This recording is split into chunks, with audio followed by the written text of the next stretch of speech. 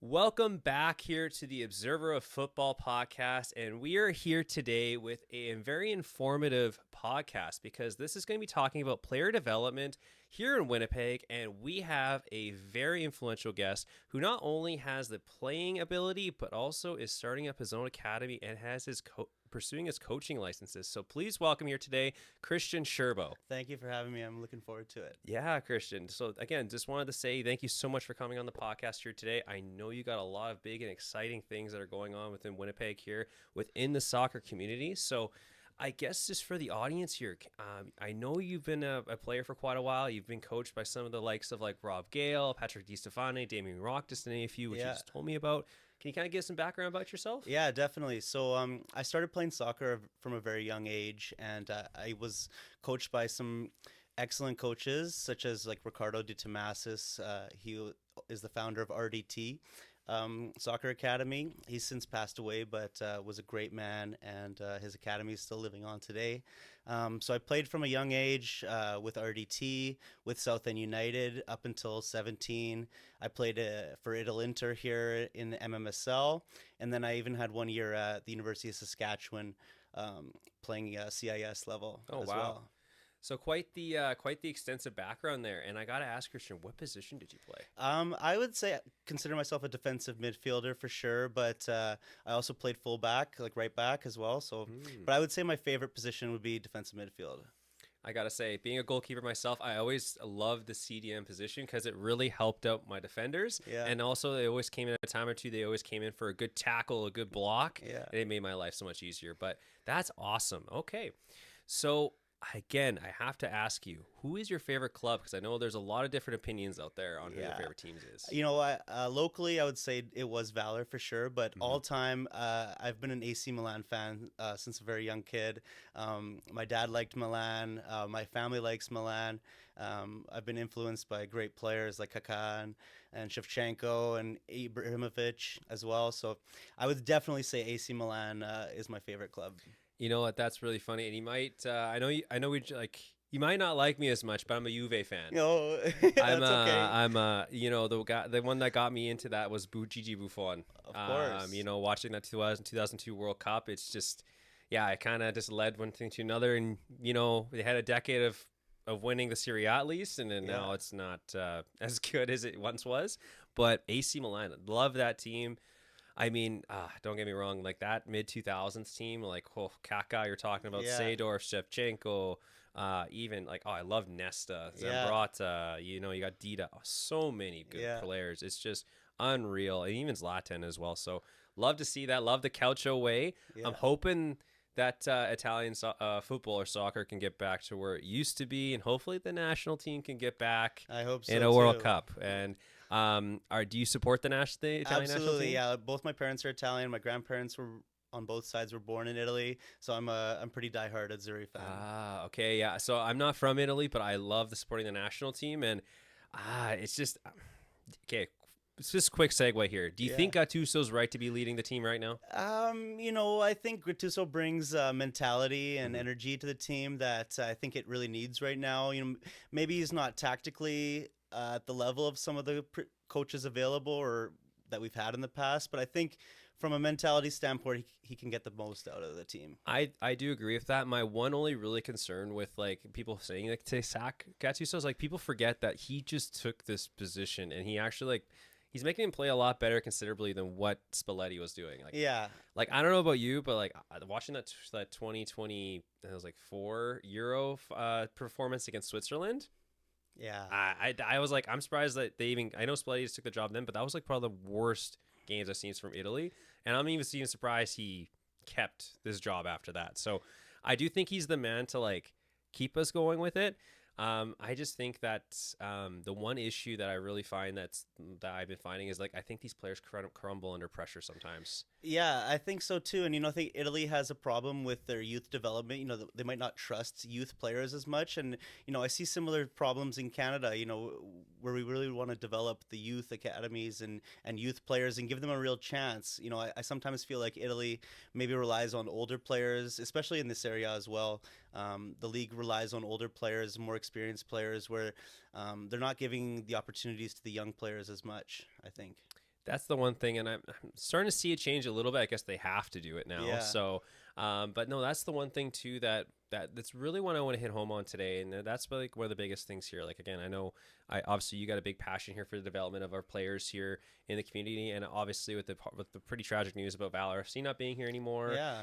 It's tough to for a lot of like for players here up and coming youth to be have something to look up to. Definitely. And it's one of those aspects that, don't get me wrong, I've heard murmurs that League One is coming here, so semi-professional soccer coming here, which is much needed and long needed, to be honest.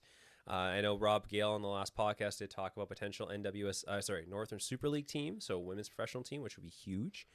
But currently, as it stands right now, one of the biggest critiques I have with our development cycle here is that, okay, so even in Canada, the players get up to 16, 17, and then there's like nothing to support them. It's like not that they get to that level, and we have some really good players, but it's like, how do they get to that next level and then expand in professionally?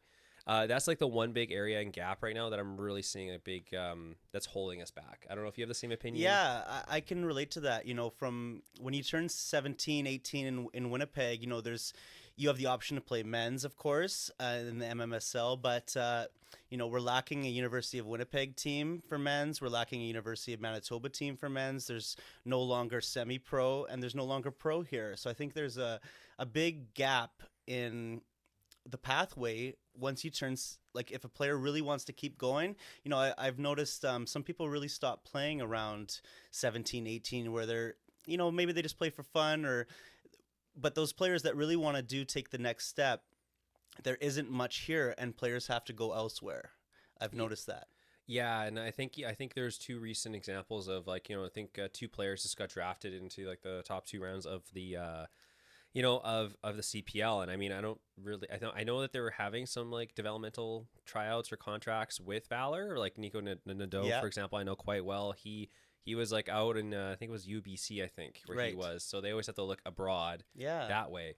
And I think that's just one area where that, unfortunately right now, that's where the players' reality they have to do right now. So I guess the one thing is, I know you've obviously played at a top level. U of S is a pretty prestigious school.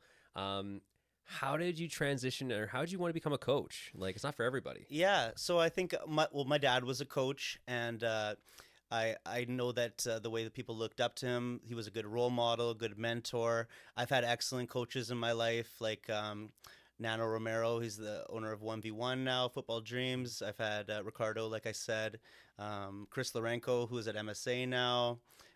Damian Rock was coaching me in MMSL, and I'm sorry if I forgot any names right now, but I've had great coaches. My dad was a coach. I really like being a role model and mentor. I'm a teacher in Winnipeg right now, so I really like making relationships and seeing the growth in players as well, because I really had great role models as a kid, definitely. I guess one of the big thing, like, so when you're coaching the youth players, and that's awesome that you're also teaching. It's a very hard position. I can only imagine. I coach in a youth academy right now too, and I spend 1 hour with the kids, and I feel exhausted. Never mind a full day. Yeah. So, I think the biggest thing, I guess, from your experience with coaching right now, like, to get the best out of your players, like, how do you try and go about that mindset? Because not every kid's the same. Definitely, and I've noticed that we have to teach the whole child. I think there's from the Canada Soccer Pathway, we want to address everything. We want to address their social ability. We want to address their mental ability, their physical ability, technical ability, tactical ability. So we can't just focus on just their technical or tactical ability. We have to develop the whole player. And I think when we do that, and when we make relationships with kids, then we can get the best out of them and encourage them and mentor them. And so I think from the standpoint of teaching the entire child as well.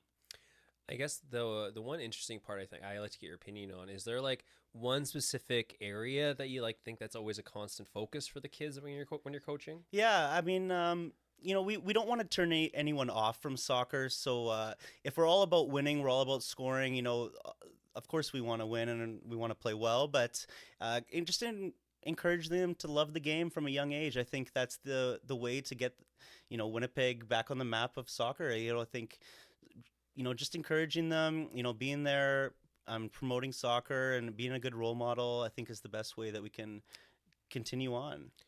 I agree with that. Like, I mean, don't get me wrong. Like, I think with my academy right now, I'm coaching more of like the ages like U10. So sometimes the ages can vary from, like obviously the U10s are a little bit more like they're a little more concentrated, a little bit higher performance. But I find Right. especially with like the younger ones, well, like I'm also just teaching brand new kids getting into soccer. Yeah.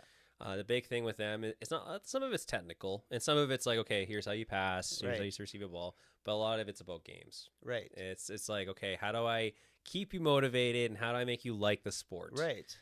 So I've been trying to do there's one game we called like Sharks and Minnows Yeah. and things like that, and the kids just love it. British Bulldog, Yeah. and this things like that. It's just one of those things where if you keep them actively engaged, and it just seems like that's like one of the best ways at the younger age there where they seem to get the most out of it.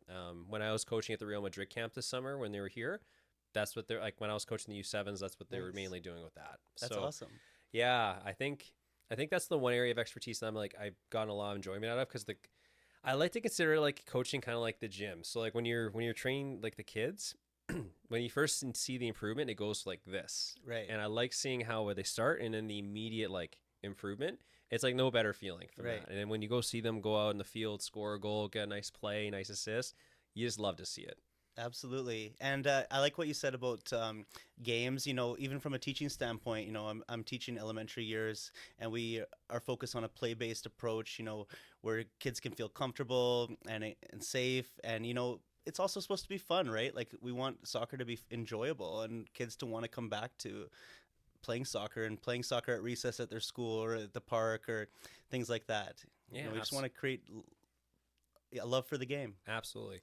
Now, one of the big things is you're starting up your own academy, correct? Right. And that's supposed to be launching next year? Yes, Yeah. that's right. So what made you go forward with this next step? I mean, coaching is one thing, but starting your own academy, that's a whole other animal there. Yeah, so I've had a great experience working with local clubs here. When I was 15 years old, I was helping with the South End United local academy under Hayden Sloan, and I really enjoyed it. And Nano Romero was there as well.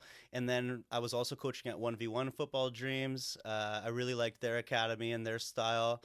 And I think I really wanted to start my own academy because I had such great coaches. I wanted to be a great mentor, a great role model for them. I think options are really good for parents. I think the more academies, the better. We're seeing more and more academies pop up in the city, which I think is great for the game. There's plenty to go around. Mm-hmm. And, I think when parents have options and choice where it's not just based on where you live, because when I was growing up, there was really only 5 clubs that you could choose from to play premier soccer as a teenager. Mm-hmm. And now there's more, and I think that's great. And there's more academies, there's skills-focused academies. And I think the more options, the better for everyone. I definitely don't disagree with that. And for your academy itself, is it going to be more of a skill-based academy or is it going to be more of a full-fledged academy? So to start, I want to be sort of a grassroots program. Mm. I specialized in elementary students, so my academy is going to be focused on the ages 4 to 11, and not saying that I won't venture out and work with the older kids eventually. I'd like to do that, but right now I want to focus on the grassroots program. I know that those kids well, they age well, how they learn best, and so right now I want to start around 4 to 11. Okay. No, and that's definitely a really good group too. It really sets them up for success. I think one of the things I'm a goalkeeper, so I have a very good passion about that position. And one of the things I've kind of been struggling with the kids I've been having is none of them want to be goalie, even if they're good at it. Yeah, I don't know why. There's no love for the position right now. Right. But the one thing that I feel like kind of really hinders us here, especially from kind of like a resources standpoint, is okay, you look at Winnipeg right now as a whole. Okay, so how many indoor fields do we got right now? Because I know in winter is 5-6 months of our year, and it's that's one of the biggest things that kind of holds us back a lot. Things that come top of my mind. You got Leela North. Yep. You got Leela South, and don't get me wrong, there's a lot of there's scheduling availability right there where it could be hard to book fields. Absolutely. You also, I think you got UW.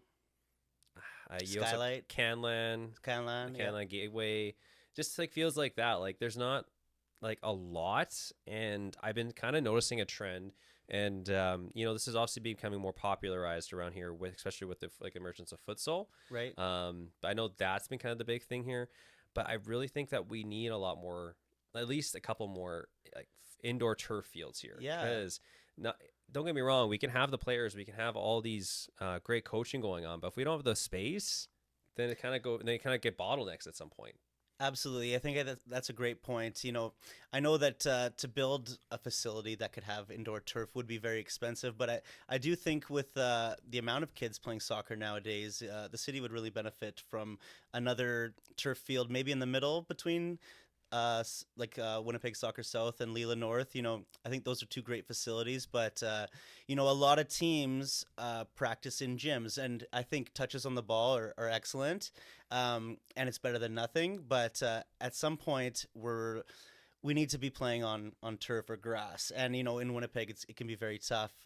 Like you said, most of the year, we're not able to do that, and I think I'm not sure the proper pathway to doing that, but I think we would definitely benefit from more turf for indoor soccer. And I absolutely agree with that. I think one of the big things that I noticed, like, okay, so I don't know if you ever hear of Pedro Darza? Yeah, Yeah, so he was my goalkeeper coach. Nice. He was the one that taught me. I played, I was the backup for UW, Nice. Things like that. But like one of the big things too growing up, okay, we didn't even have Leela North at the time. That wasn't even, like, I'm assuming we're around the same age, but I wasn't around. So one of the big things is he used to run camps out of Sturgeon Heights, and the biggest thing that he used to do was he would lay down carpets, and then that's how we would be training. And then I would come home and just rug burns everywhere. But he's like, "This is what you got to do with," and he's like, "This is what you do for the winter months." So right now, I'll kind of give you my academy. We do practice on gym floors, right, and that's better than you have to, right? Yeah. Well, and that's just the thing. Like, I mean, not only for cost wise, but it's also just because of convenience, its availability, and it's just one of those things where, yeah, I want the kids to be practicing on grass, and they do in the summertime. But it's just like I think we could benefit from it. But if we had like a different style approach, like, hey, like one day you go on like the gym floor, the next day, like, and maybe the second time practice of the week you go practice on turf. Right. That fine balance, because futsal's it's a good extension to learn, like you said, on the ball abilities, control, how to be that way.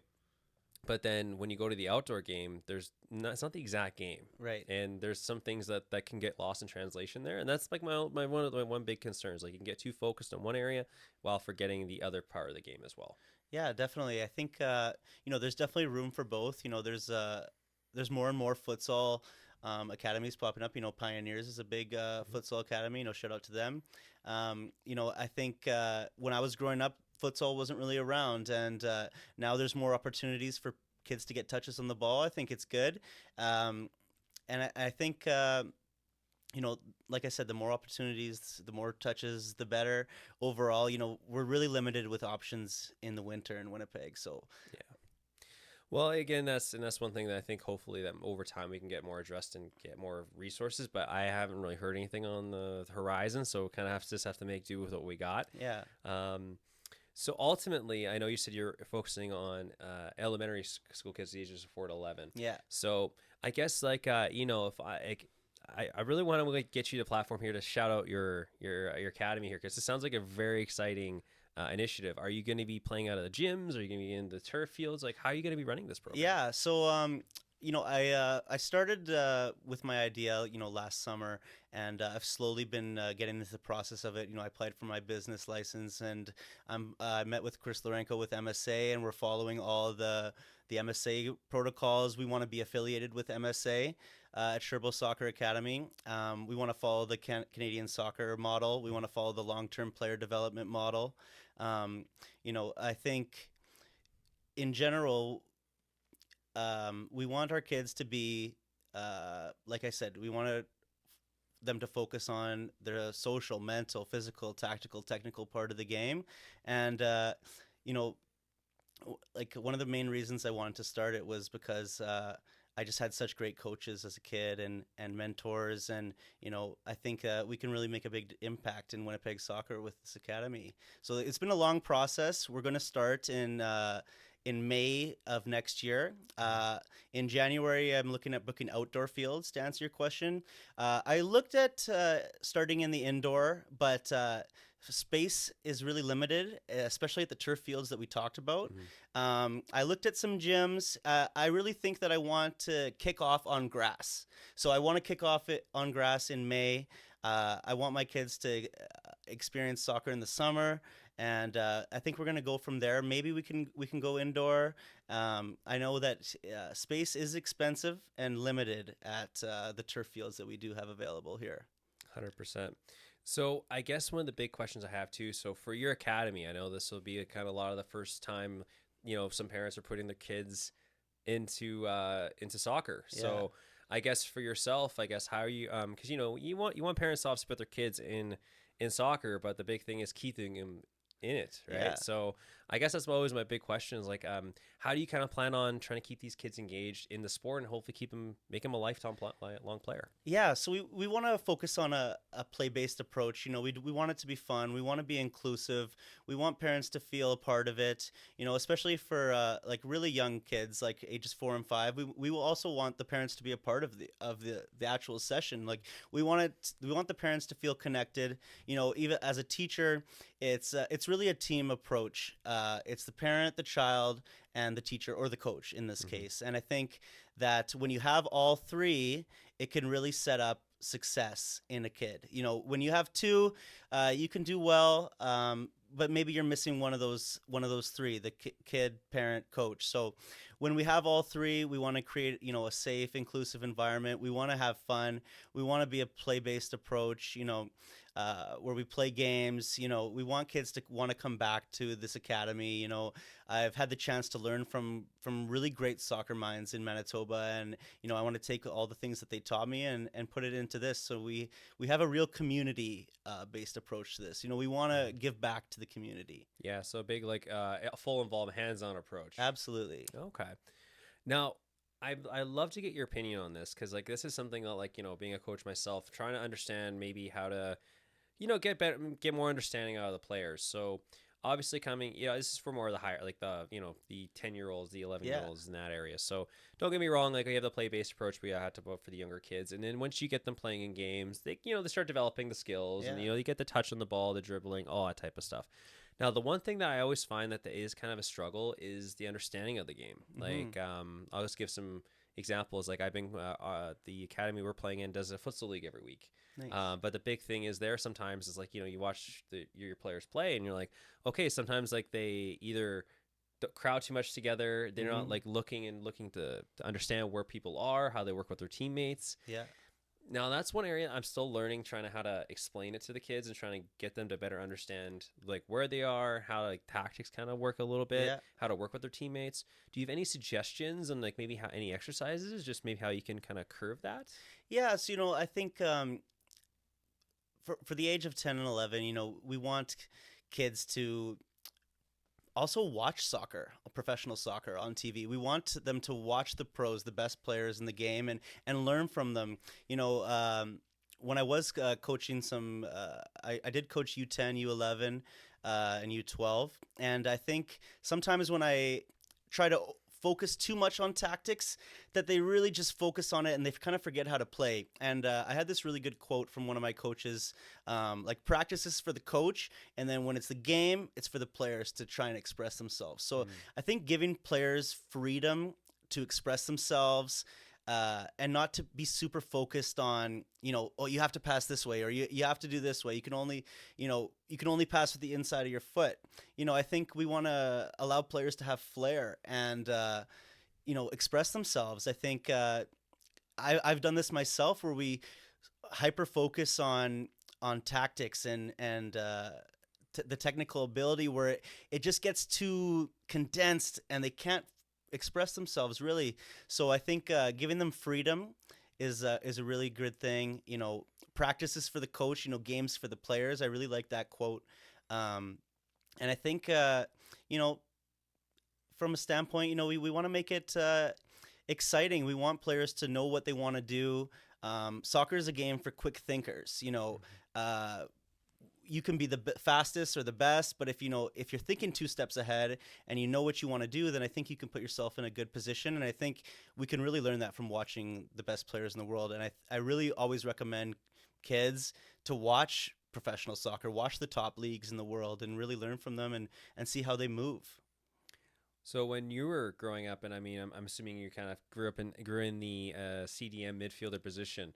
What players did you watch growing up to get that inspiration? Yeah, I really loved Gattuso, who we talked about as the Italian head coach. I love Pirlo. I would say that I probably modeled my game after like players like Gattuso and Daniele De Rossi, like ball winners, like hard nose. I think growing up, maybe I wasn't the best tactical player, but I always gave my 100%, and like I wanted to fight for the team. I wanted to fight for the crest on my jersey and play for my coach, play for my family, and things like that.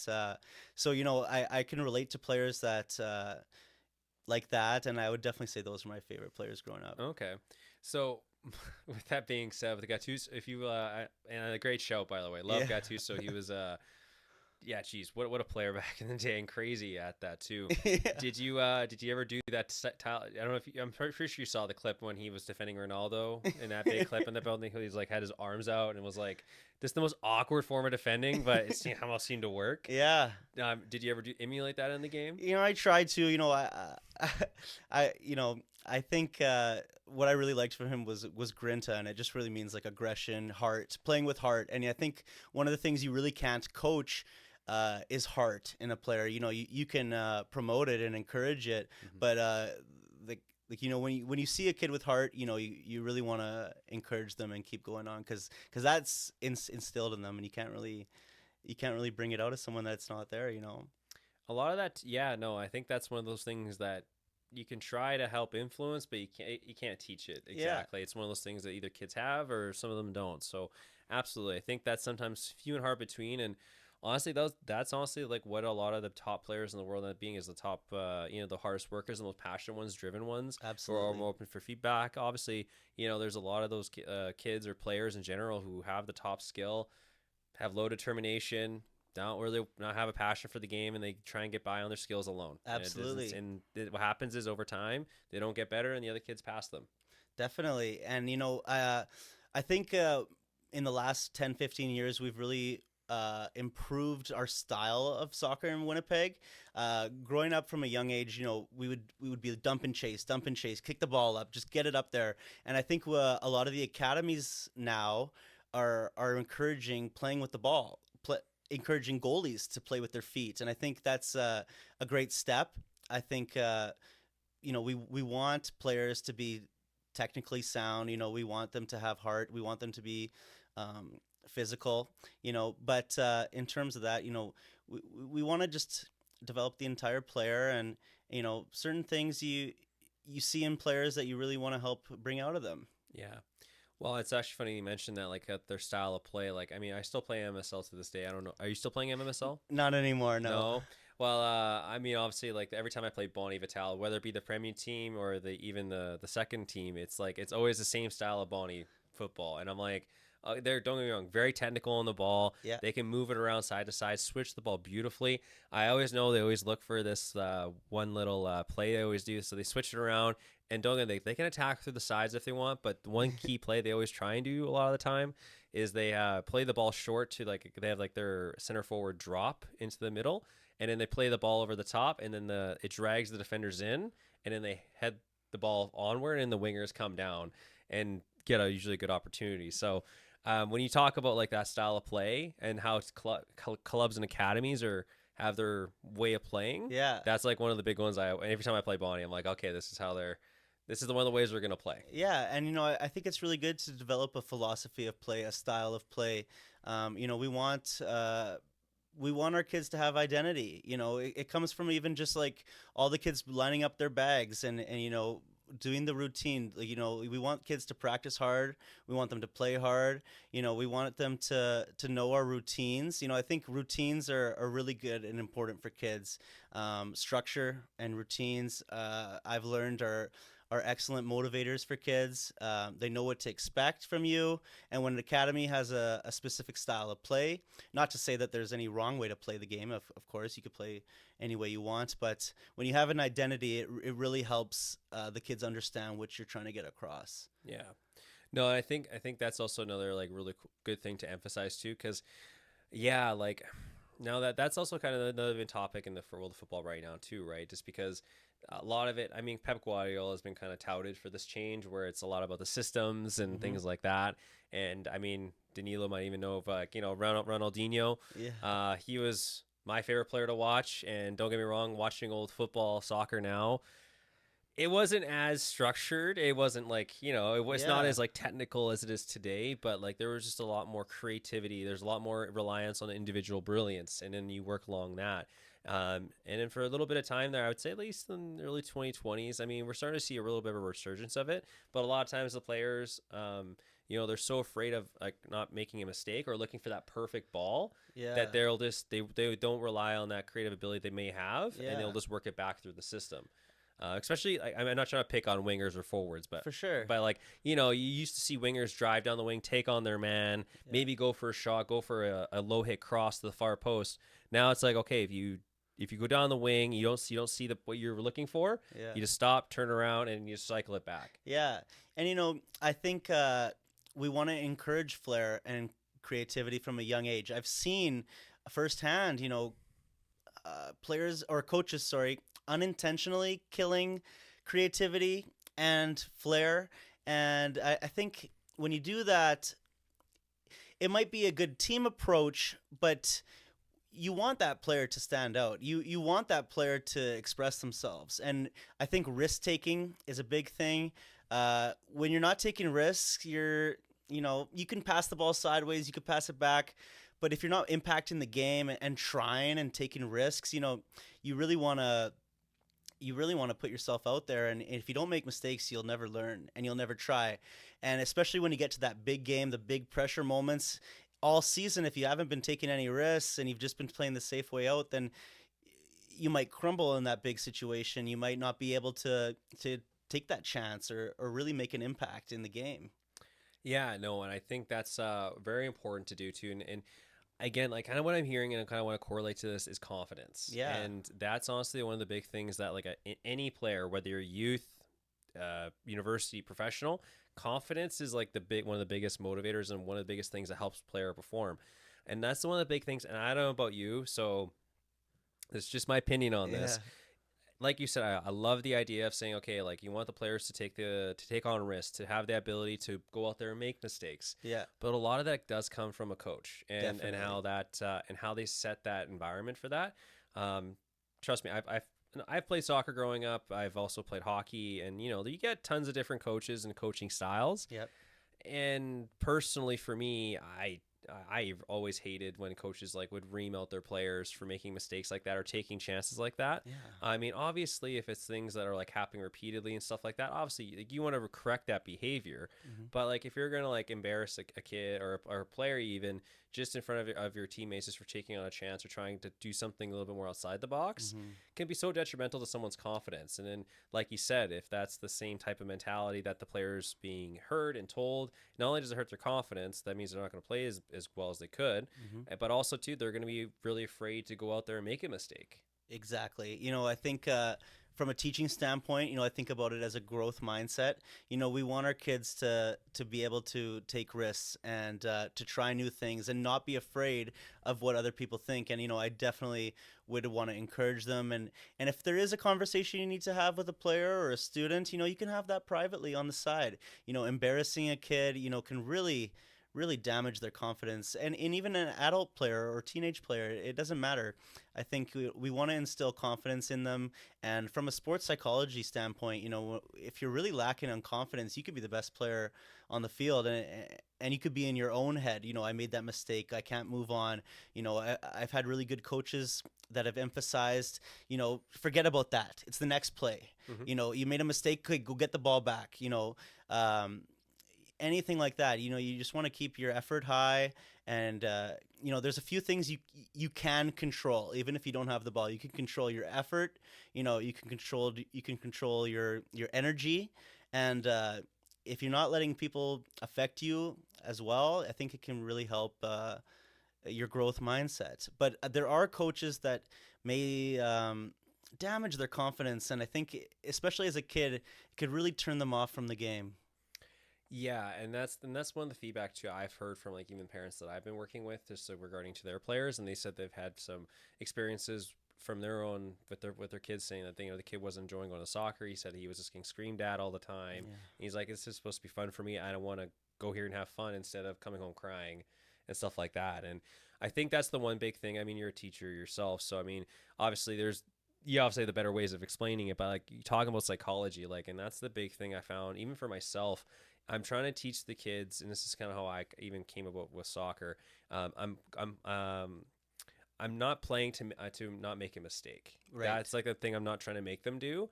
And anytime now, like we have a kid make a mistake in game, or like we have them, they make a mistake in game, or they didn't play well, and they come off crying, and I go over there, console them, like, hey, buddy, come on, like, just because you made a mistake doesn't mean like it's the end of the world here. Like, you got another chance to go out there and make another play. You can make up for it. Like I try and always try and instill that on them. Like, hey, everyone makes mistakes. Like, I can go out there and make a mistake too. Like, it's just one of those things where what really defines you as a great person, as a great player, is how you respond from those mistakes.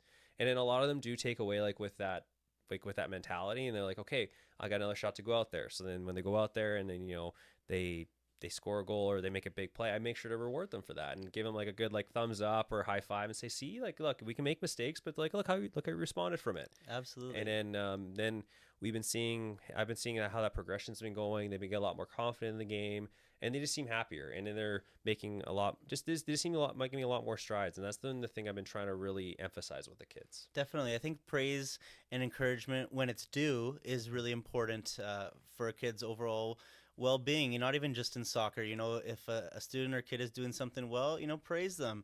And if they made a mistake, then you can have your private ways of pulling them aside and just explaining what could they do better. And I think when you single out them in front of the entire group, like you said, it's just not the way to do it, especially with kids and even adults.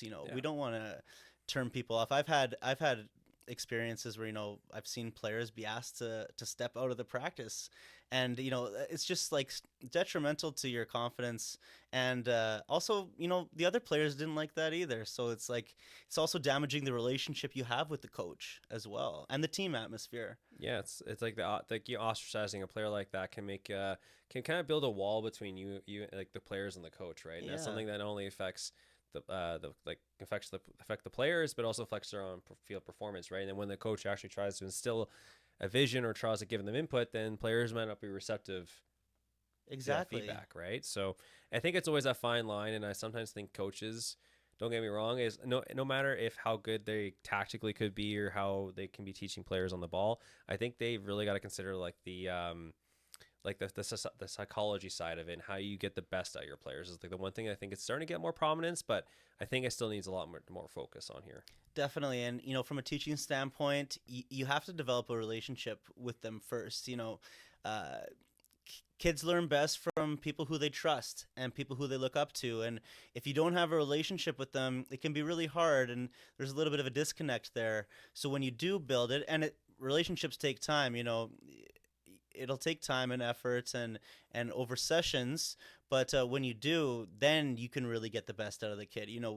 I've learned from day one in education at U of W, you have to create the relationship with the kid first.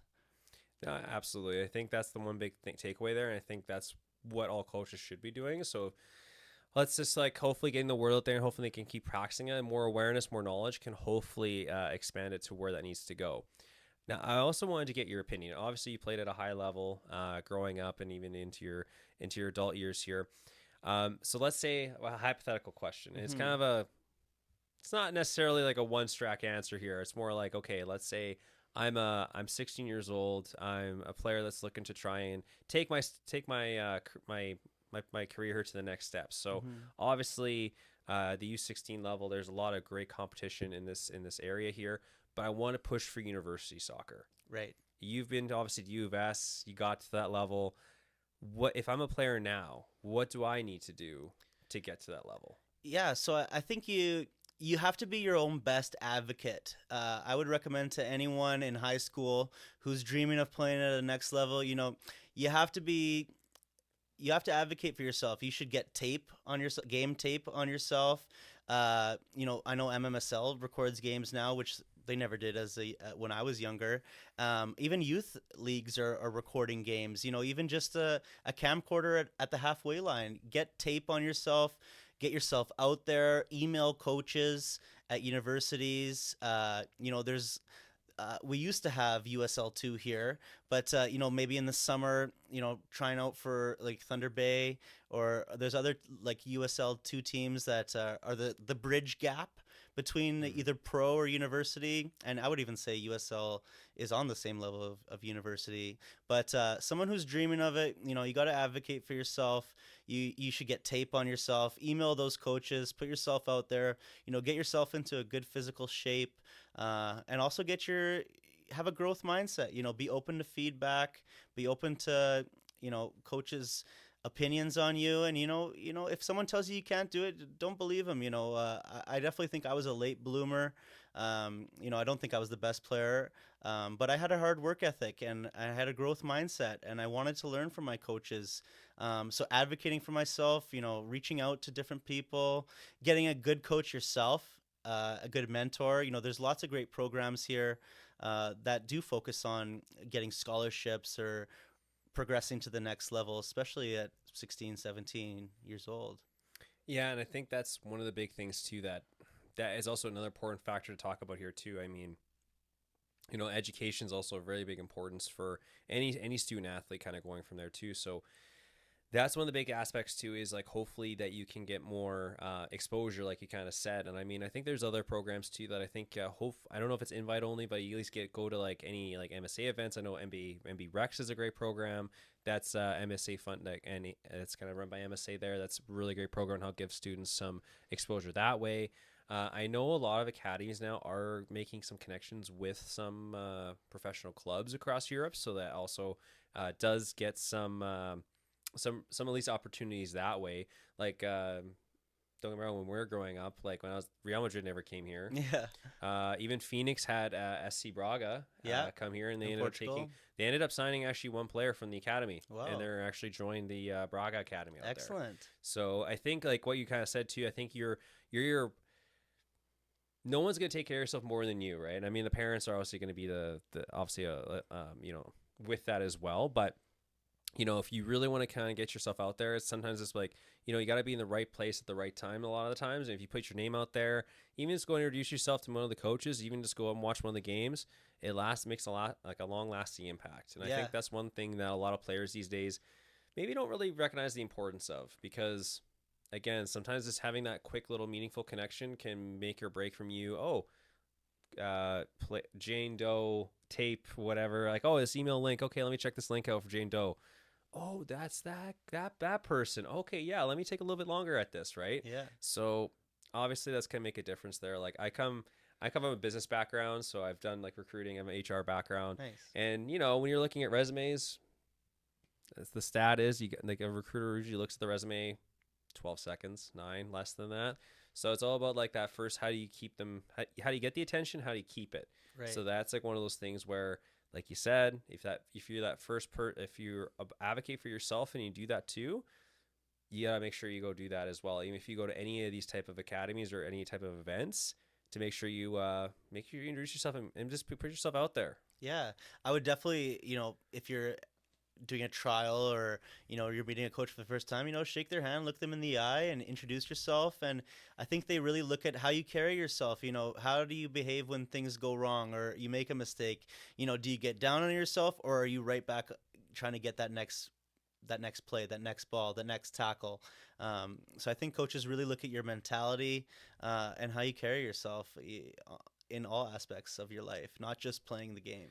Yeah, and honestly too, it's kind of going along with that too, is sometimes it's who you know, because someone may have a connection. Like, don't get me wrong, like like Rob Gale, Damon Rock, Patrick DiStefani, even Pedro, like they have connections, and they know that if you're a really good player, they'll circulate your name out there too. Absolutely. And I think that's also one area that I think I've seen some kids not do, and they want to take that next step, but it's like, okay, well, you're not taking that extra step to get yourself there. Definitely. Now, one other question I did kind of have here is, so I want to come back to your academy here.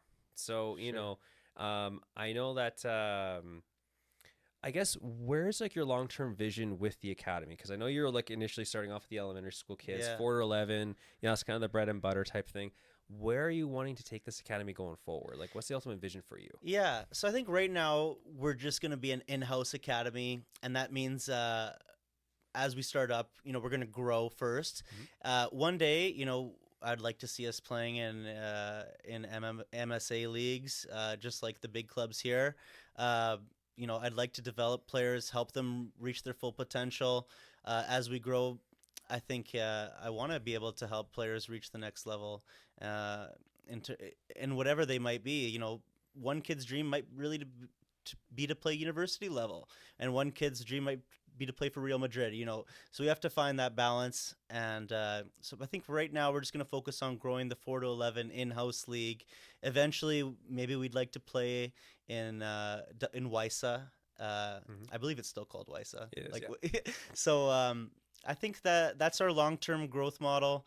We want to follow Manitoba soccer and Canada soccer rules and regulations. And I have really big dreams for this academy for sure. Well, I can't wait to see the progress of this, and I mean, I can't wait to when your first kickoff there. If you got to tell me the time, I'll be there. Just to kind of kick off the moment for you, because obviously it's going to be a big moment for you and for a lot of those kids being their first time with the club.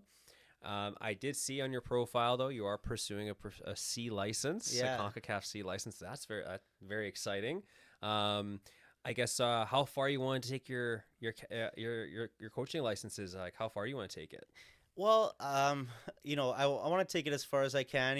Even in teaching, I'm currently doing my post-bac in education at the University of Winnipeg. I'm 8 courses done out of 10. So I've always liked learning, and I always want to be a lifelong learner. In terms of my Canadian soccer licenses, I do want to finish my CONCACAF C.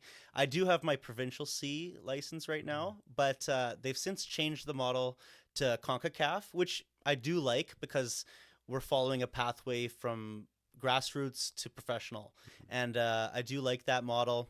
So I would definitely say that for sure. Well, honestly, that sounds very exciting, and honestly, that I just can't wait to see. I honestly love to see how the soccer community here is kind of really taking the steps to really grow. Because trust me, I mean, when we were growing up, at least from my perspective, we had parents coaching and who didn't play soccer growing up. They didn't have that same type of ability. A lot of it too was, again, just self-initiative, go out there and just try and learn, try and watch the players. And I think that was one thing that for me at least, that was one of the kind of things lacking here, especially being a goalkeeper. Like, Pedro's the one that really helped seal it for me, but like, trust me, like, that's one of the big areas too that where I'm like, still like is one area that I'm pursuing my goalkeeping license for that. Awesome. I want to try and be one of the main goalkeepers here to help coaches to help train the keepers. Always a big advocate for the goalkeeper position, obviously. Absolutely. Sometimes people say here like keepers aren't soccer players. Oh, definitely not. That's not just true. Me. I mean, of course they are.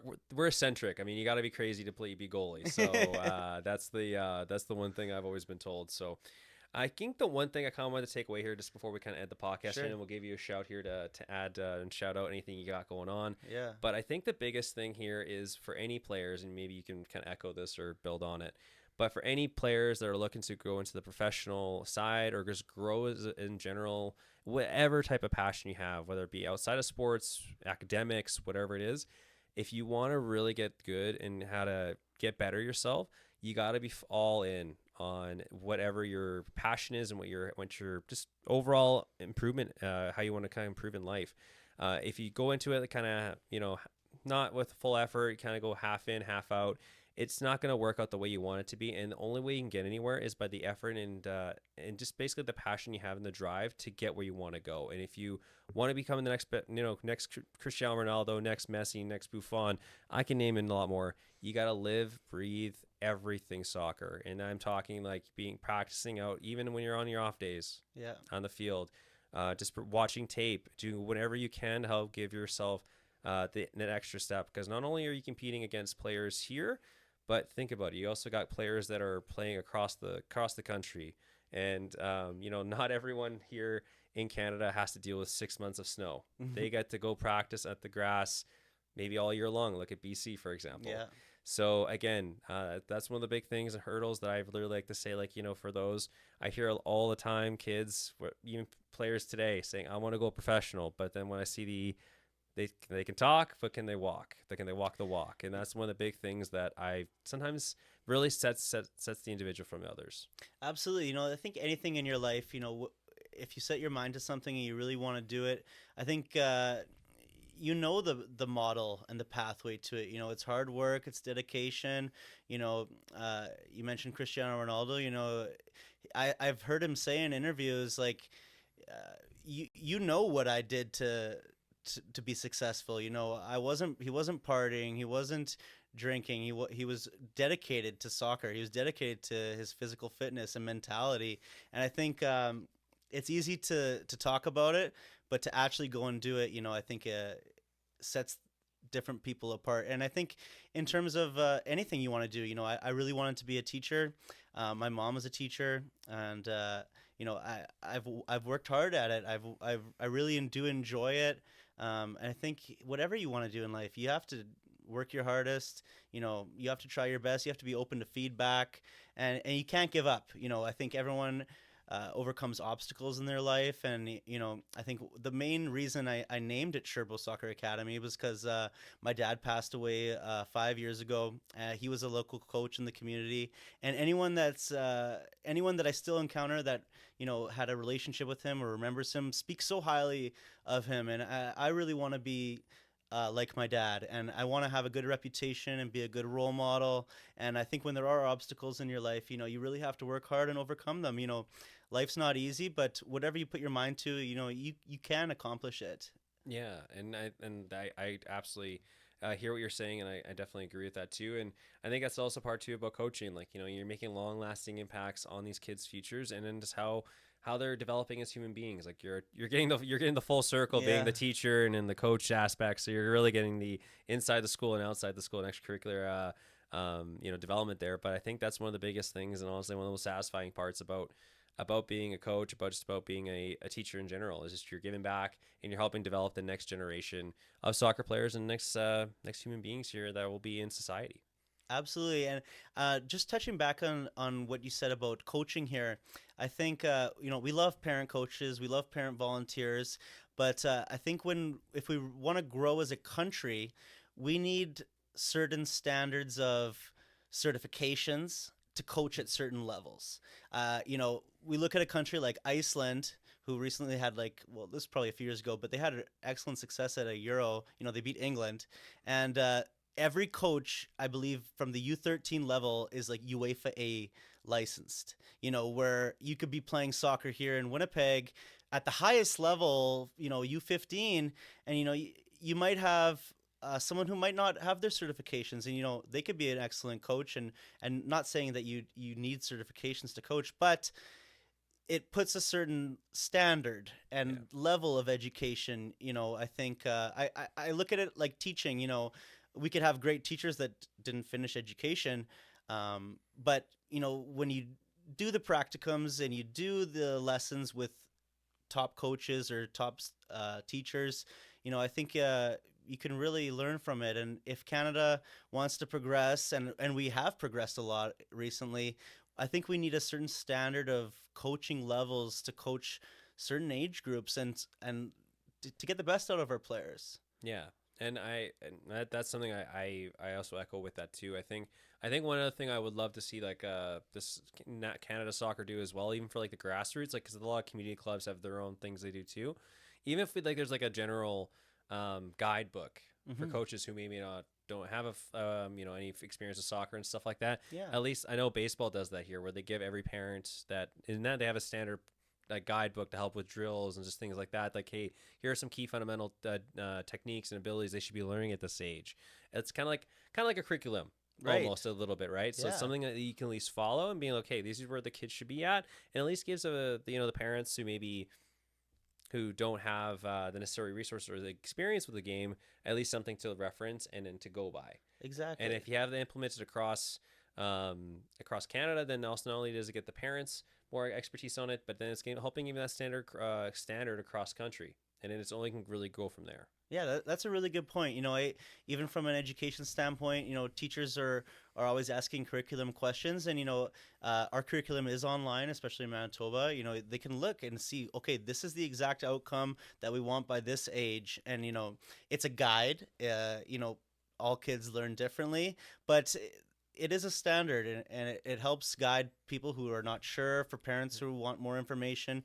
I think that's a really good idea for soccer. Maybe we'll put that on our website eventually. Things that parents can do on their own time, or if they want to just learn more about the game. Hey, maybe a question for Hector or for Chris. You never know. Yeah.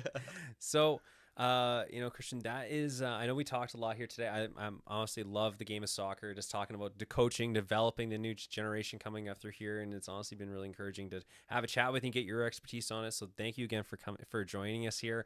I know you got your huge academy coming up next year, and I'm super excited for you and just also for the community here, getting the opportunity to learn from you and to keep up the family tradition as well. Thank you. Just before we kind of go here, do you have anything you want to shout out? I know the academy, any other extra projects you got going on? Yeah, the Soccer Academy is what I'm focusing on outside of teaching. I'm still 100% dedicated to teaching. I love teaching. This is something that I'm just passionate about in my free time, and I think I can dedicate myself to it. And I really have a love for soccer. Even though I'm not playing as much anymore, I still remember how my coaches treated me from a very young age, and I think a lot of players can resonate with that. And when you have a good coach who believes in you, I think you can really believe anything is possible. We want kids to want to come to soccer. I want kids to go home and think, wow, I just had a really good opportunity or a good time at Scerbo Soccer Academy. I want it to be community based, where we all the kids start by introducing themselves, shaking like a handshake, high five, something like that. Creating a real community atmosphere. Just how I would do my classroom. I want everyone to feel included, to participate, and to feel good about it. So I would definitely say that. I'm finishing my post-bac in education, and right now I'm just focused on. I've ordered all my equipment for the academy through Red Card Soccer, which is excellent. I love that store. And, I think we're just excited to get the ball rolling. We're going to be booking fields soon. The website should be up soon as well. And, I'll be letting you know, of course, our progress. Awesome.